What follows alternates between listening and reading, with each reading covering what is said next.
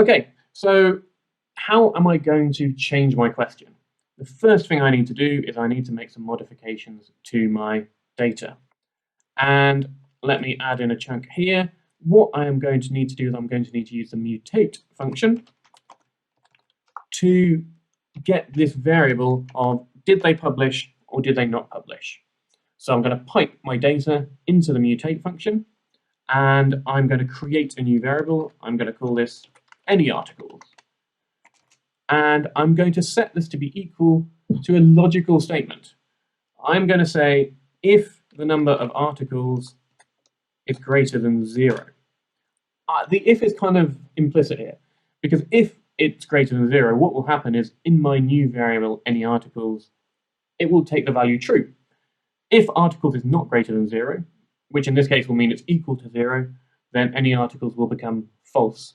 So when you use a kind of logical command within mutate, that kind of defaults to saying, okay, if it's true, it will become true. If it's false, it will become false in the new variable that's created. So if I run that, you can see I've got this extra column at the end of my data here. Remember though, this isn't in my actual data set. This is just showing in the output at the moment. So if I want to add that 7th variable, that new variable, I need to either overwrite my previous data, replace it, or create a new object here. So I'm going to create a new object called PhD2. I'm not feeling very imaginative today, sorry. So let me run that now. And we can see, instead of showing the output beneath it, I've now got a new object in my environment, and this has that 7th variable instead of just the 6 variables. So now I've got that into my data. What I need to do is I need to do a crosstab. I need to look at the relationship between articles and gender. And there's lots of ways of doing crosstabs in R. And there's lots of pros and cons of the different approaches of doing it. My personal favorite at the moment, although it does change on a kind of annual basis when new packages get updated or changed, is using the janitor library and some of the functions within there. One of the reasons for this is it also makes it very easy to do statistical hypothesis tests after you've summarized your data. And another reason why I like it is because you can use the pipe function in a very kind of intuitive way. So once I've loaded that janitor library, I might have needed to install it if I didn't already have it. I can pipe it into I call it the table function, tabyl. And in here, I just need to give it 2 variables. I need to give it the variables for my crosstab. So any articles and also gender. And this will give me a frequency table. So we can see the first variable that we give it, this always goes down in the rows. The second variable that we give it, this goes along in the columns. And we can see kind of what we saw from that histogram, that the number of zeros, the number of people who didn't publish at all, the actual number is very similar for the female respondents and the male respondents. The number of people who did respond is actually quite different because there were more male respondents in the data than there were female respondents. So looking at this crosstab at the moment, what I probably want to do is I want to get a better picture of it, convert these into percentages or proportions. And another reason why I like the janitor library is this is relatively easy to do because you can pipe that table into adorn percentages. And I can run this now, and now confusingly it gives you proportions rather than percentages. It's a bit of a misnomer, but they're the same thing, as hopefully you realize. You can see what we get is we get what we call row percentages, because these 2 numbers here add up to 100%, and these 2 numbers here add up to 100%. So of those people who did not publish, 50.5% were female, 49.5% were male. That's not really the most useful thing for me to be thinking about right now when I'm trying to consider my gender gap, if you like. What I would like to know is what percentage of female respondents did not publish and what percentage of male respondents did not publish. So I need to change the default option within adorn percentages. It's the first argument, so I don't need to name it, but I would need to have the column percentages, so I need to say col rather than the row percentages. So if I run this now, you can see that these numbers change quite a lot. It's the same underlying data, but now we get 33% and 28%. So 33% of female respondents did not publish, and 28% of male respondents did not publish.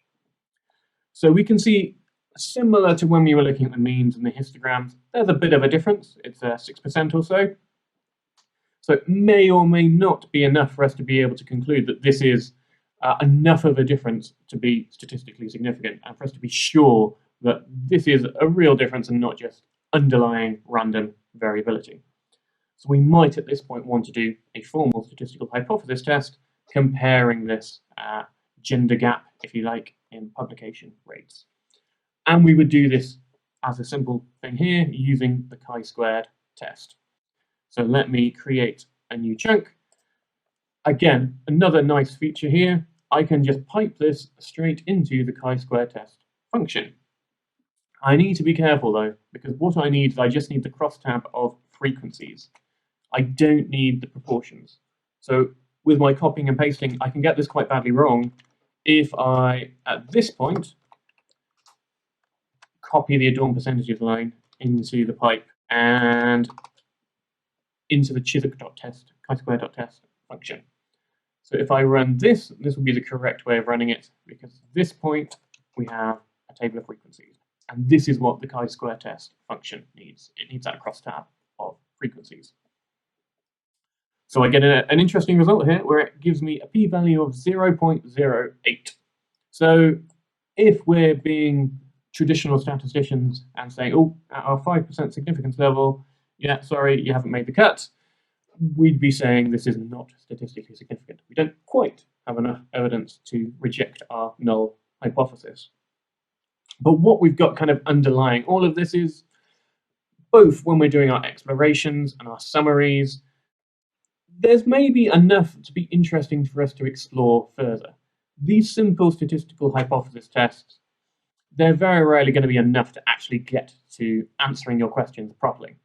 Especially in this particular analysis, we know we've got 6 or so variables. Some of the others are also going to be relevant and are also going to be linked to gender in terms of whether they have children and the prestige of their university and what kind of mentor they've got. What we might want to be thinking is, okay, this is good as an initial exploration, but what I really want to do is take this further and start thinking about statistical modeling. So we're going to talk about that a little bit more in later videos, but hopefully this has given you a bit of a flavor of this overall workflow for starting to analyze your data and link these commands together. The final bit of that picture, which I haven't really shown you so far, is this communication and outputting your results. And there's actually a really nice way of doing this within RStudio if you're working in one of these nice markdown files. The first thing to do is, I should have been doing this the whole way through. I should have been doing 2 of these things the whole way through. Make sure you save your file. So this is going to be exploration. And also make sure as you're going through, I started, but then I didn't want this video to be too long and you watching me comment the whole way. But all the way through, I should be adding comments to each step that I make to remind myself, okay, what am I doing? Why am I doing it? And what are the results telling me and where are they leading me? What's my logic? I can type anything I like between these chunks of code, so I should be typing instructions to my future self or to my colleagues to help explain what on earth is going on in my analysis. The other thing which is very nice now, once I've saved my file and added my comments, I can take this outside of R, maybe to share with my supervisor who's in love with SPSS. What can I do? I need to give them some results. So I can use this knit menu here.